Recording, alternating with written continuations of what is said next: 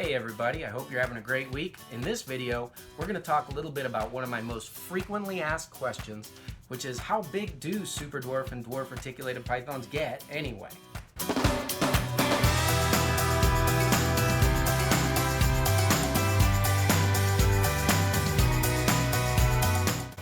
Okay, so if you've been looking and researching into getting a dwarf or a Super Dwarf Reticulated python, you might have seen a lot of contrasting information about how big they actually get. To further complicate matters, you might be running into things like all kinds of weird percentages and different locality names. I mean, we've got Kaluas and Kalikinaka Hulinas and all this kind of stuff, and it just doesn't make any sense. When you're trying to ask a simple question, how big is this snake that I'm going to buy going to get? Well, the simple answer is this. There are no simple answers. There's just too many factors surrounding the selective breeding of these animals for me to be able to answer how big a snake is going to get that I randomly find on the internet. So let me talk about a few of those factors and see if we can bring some clarity to this whole situation. Okay guys, so we're talking about either Super Dwarf Retics or Dwarf Retics. Now, this is the very first, most basic, but critical thing to understand, and already we have confusion because of labeling. All right, dwarf and super dwarf, the fact that somebody named them super dwarfs kind of makes it sound like it's a homozygous, codominant or incomplete dominant trait, like a super tiger. Breeding two tigers together gives you super tigers. A lot of times people think that if you breed two dwarfs together or two super dwarfs of certain percentages, you can get, you know, even smaller snakes, and that's not true. This is not the way that it works. Super dwarf is a marketing term, nothing more. Dwarf, same thing. So point number one,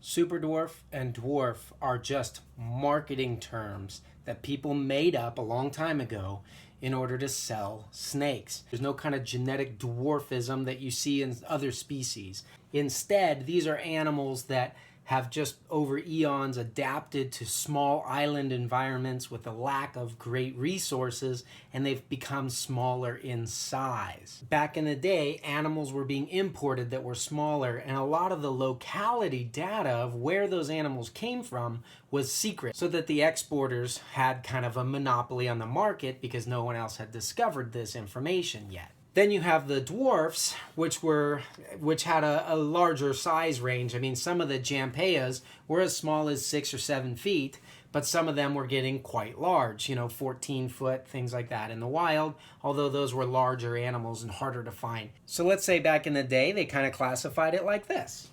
Here's the islands we now know they come from. If we say that these guys from those islands stay the smallest, those would be the super dwarfs, and then these would be the dwarves. This guy here may be kind of in between. And you should be able to just go ahead and classify them on the size, like a poodle. Poodles that are less than 10 inches called toy poodles. Poodles in that 11 to 15 inch range are miniature poodles. And then standard poodles would be anything that's 15 inches and above, right? Simple, isn't it? Not so much. Again, these are pure locality animals, and so their sizes are going to be pretty closely linked together based on the small island homes that they come from. Even though these two islands are fairly large, the rest of these are really small. In fact, Madu's only 2 miles across. But it would be pretty nice if we could classify animals as dwarves or super dwarves just based on their adult sizes, wouldn't it? But there's several problems with this that complicate matters. The first one is mammals have very determinate growth, meaning genetics almost exclusively determine their size as adults. Same with humans. I'm going to be the size I'm going to be because my mom was my mom and my dad was my dad, right?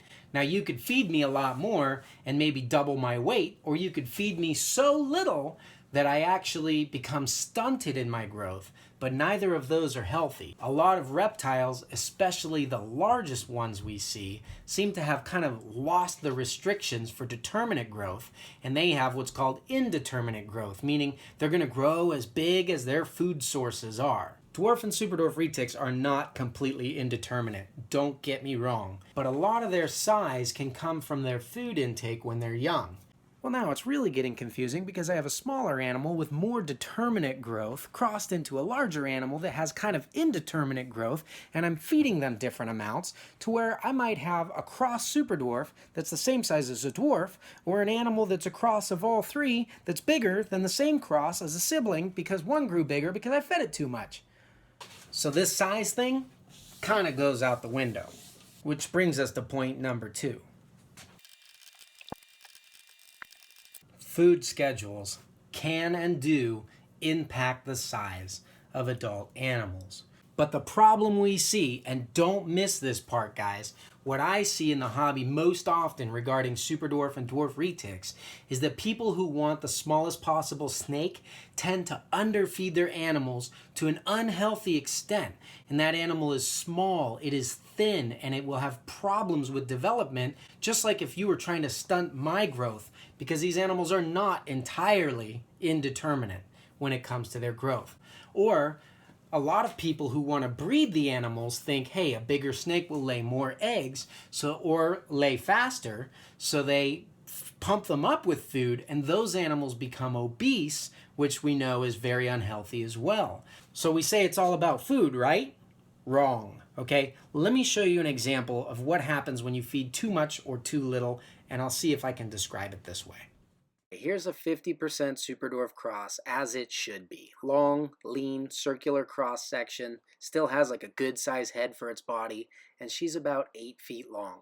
Now all 3 of these animals I'm going to show you are adults, but I want you to compare this and we'll cut to another 50% Superdwarf. Here we have a snow Superdwarf that is fat. Look at that tiny little pin head, chunky neck, and her body gets thicker and thicker as it goes towards the back rather than being thickest in the middle and tapering off. This is an obese animal. By contrast, here is an 11-foot mainland, so it's the length of the overfed snow, but it's about the thickness of the well-fed Superdwarf. All she ever wants to do is eat. She is thin, she's held back. Whoa, she almost bit my arm. Okay, she's constricting me, I better put her back. Okay, so if the terms dwarf and superdwarf are not directly linked to the size of the animal, and if the size of the animal is not necessarily directly linked to the amount of food you give it, what kind of system can we use to accurately predict what an adult size would be? This is where percentages come in. Okay, the way percentages work is this, and here's another thing that's confusing. If you guys watch my video about genetics, then you probably remember seeing percentages thrown out there like 50% het albino, pos het albino, 66% probable het albino, or maybe 100% definite het for albino. Is that what the percentage is when people say I have a 50% superdwarf? Is that what that means? No, it doesn't. Okay, you can forget about Mendelian genetics for a minute because they don't apply in superdwarf size. Okay, remember this is not a morph, it's not a genetic trait. Okay, it's more the result of adaptation over time or natural selection. Okay, so what it actually means when someone says something is a 50%, that just means it's half of superdwarf blood. And remember, the superdwarfs are going to be those 3 localities, maybe the Kayuadis as well. So if I have one parent that is a Kalatoa, which is one of the smallest localities, and then I have one parent which is a mainland retic, which, you know, something very big, then I have a half Kalatoa. So you have a crossbreed. It's actually an intergrade between 2 different subspecies when you start breeding them with those mainland animals to get genetics in there. Okay, so the first thing to understand is that if something is a pure blood superdwarf, it will never have any genetic traits in it with the exception of possibly anuretristic. But anything that is an albino, a het albino, a tiger, any kind of recessive or incomplete dominant gene other than anery, which originated in some of those superdwarf and dwarf islands, is bullcrap. That's not really a pure superdwarf. It's impossible to have, let's say, a pure superdwarf platinum or a pure superdwarf het albino because it had to be crossed out to the mainland side to get those genetics in there. Okay, so if I breed 2 animals together, the offspring's percentage is going to be an average of the parents' percentages, okay? So let's think 100% Super Dwarf and a 0% Super Dwarf in a mainland. We add those two together and divide by 2. So 100 plus 0 is 100 divided by 2 equals 50. What if I was to take that 50% Super Dwarf and breed it a further generation back to another Super Dwarf? Well, now I would average the two percentages of those parents together. So we have 50 plus 100 is 150 divided by 2 gives us a 75% Super Dwarf, which is just a fancy way of saying it has been bred back 2 generations. 87.5% would be 3 generations. 93 and 3/4 or whatever it is going to be 4 generations back. You guys do the math. The people who were breeding these things and developing these projects back in the day thought they better put some industry standards to it. Because remember, Super Dwarf is a marketing term. So when are we allowed to call something a Super Dwarf? Again, they did not go back to, how about something that stays small? No, they said, if it's at least 50% Super Dwarf, we can call it a Super Dwarf. So all of you people out there who may own a 25% Kalatoa, that is not a Super Dwarf animal. It has a little bit in it, and it's not enough to call something a Super Dwarf. It's not enough to sell it as a Super Dwarf because there's so much mainland blood in there that you really can't call it a Super Dwarf anymore. However, a 25% Super Dwarf bred to a 75% Super Dwarf or higher makes what? Let's do the math. 25 plus 75 equals 100 divided by 2, 50% Super Dwarf. So you could actually use a 25% Super Dwarf to make higher percentage animals if you breed them back to higher percentage again. So in the case of an 87.5% Super Dwarf Platinum, let's say, I've gone back 3 generations to pure Super Dwarf. But in the case of an 87.5% albino Super Dwarf, it's taken me 6 generations to make that animal. 6. And those are longer generations because females breed a lot later than males do.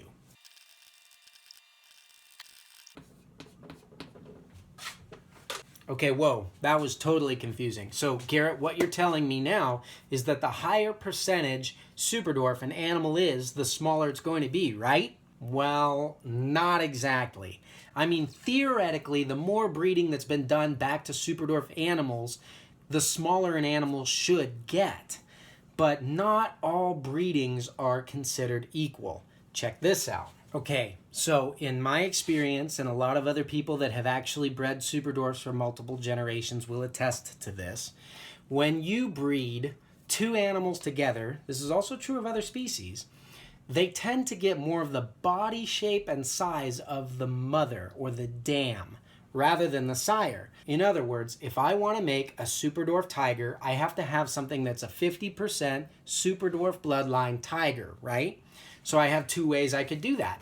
I could take a tiny little corn snake of a male and breed him to a giant 18-foot super tiger female who is going to lay 80 eggs and give me 80 baby Super Dwarf tigers that are 50% Super Dwarf.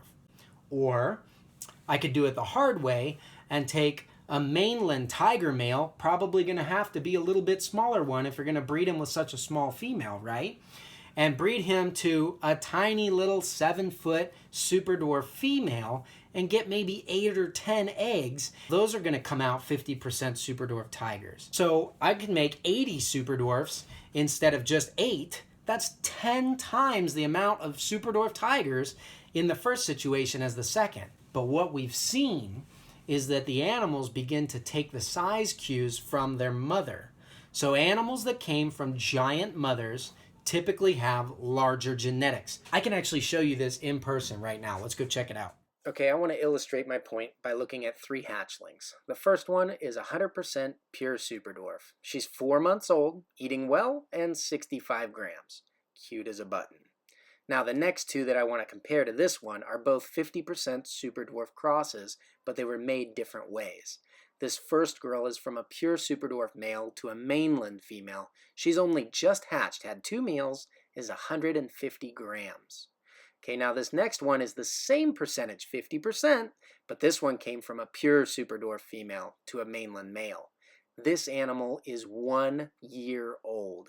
It hatched the size of the pure super dwarf, and after a year is about the same size as the other 50%, well, maybe one poop away. All right, guys, well, after this long explanation of all kinds of gobbledygook information, this is what we're left with. You can kind of forget all this, although these different factors definitely do play into the size of what your super dwarfs are going to be. But the bottom line is going to be this.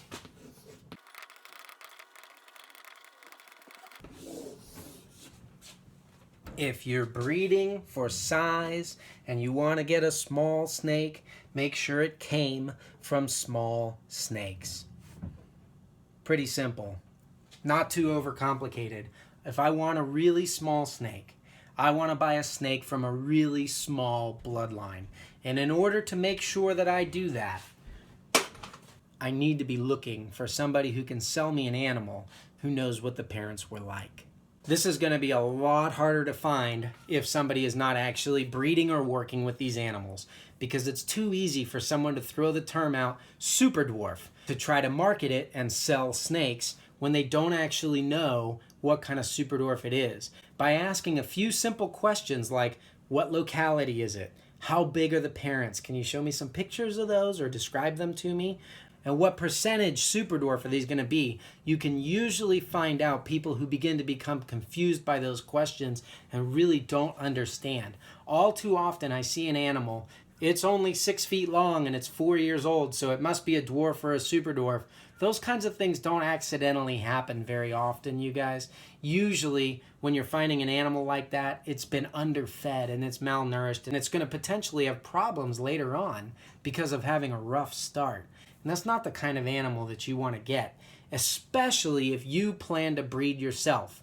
Because if you want to do it right, you better be the kind of breeder who can answer these types of questions to the people that you're trying to provide a good, high-quality, predictably sized animal to. Well, hopefully that helps bring a little bit of clarity and understanding into this situation. And if you see people online asking this question, which I see all the time, feel free just to copy the link of this video and share it on there so that they can kind of help understand this too.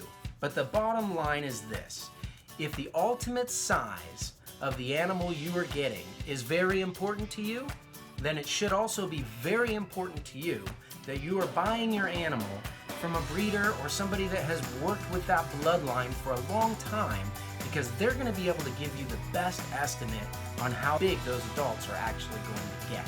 Because they have adults from the same bloodlines, so they can show you, they can share with you. Hey, with that being said, from all of us here at Reach Out Reptiles to all of you guys out there in YouTube land, have a great weekend, everybody. We'll see you next time.